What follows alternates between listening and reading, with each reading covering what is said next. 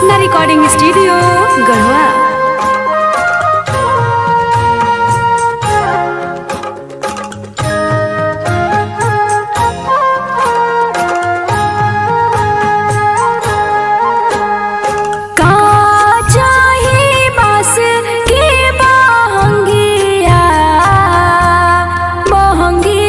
कहता जाए महंगी लचकता जाए हुई ना बालमा जी का हरिया महंगी घाटे पहुँच जाए महंगी घाटे पहुँच जाए का चाही बस के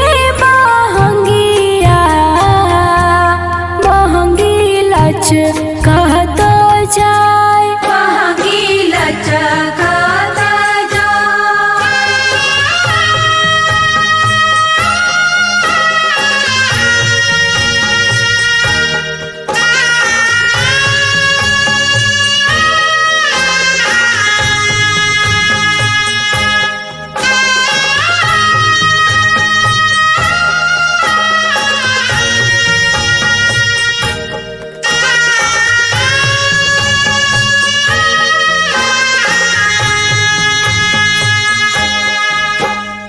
बाटा जे पूछे ना बटोहिया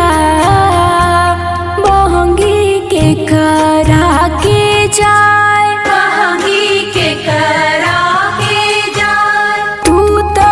आन्हर हवे रे बटोहिया महंगी छठ मैया के जाए महंगी छठ मैया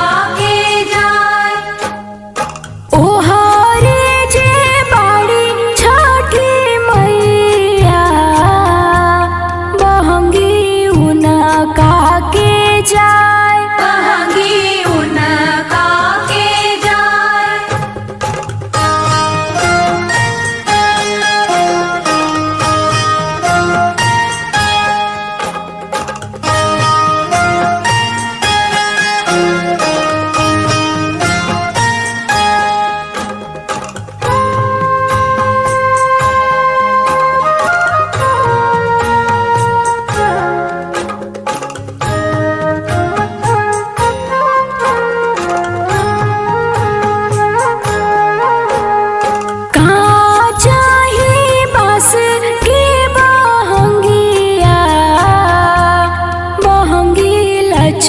कहता जाए महंगी लचकता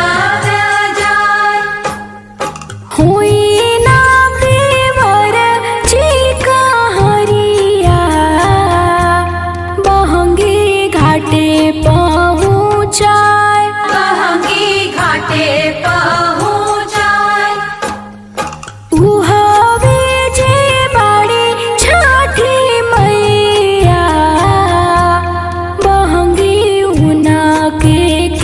जाए महंगी उनका के जाए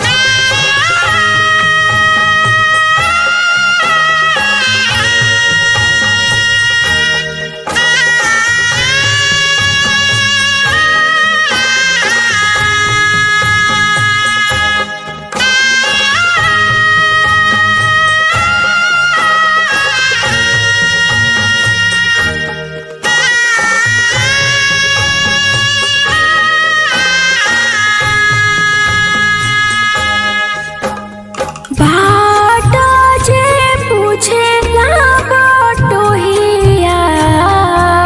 महंगी के करा के जाए महंगी के करा के जाए तू तो आन्हर हवे रे बटोहिया महंगी छठ मैया के जाए महंगी छठ मैया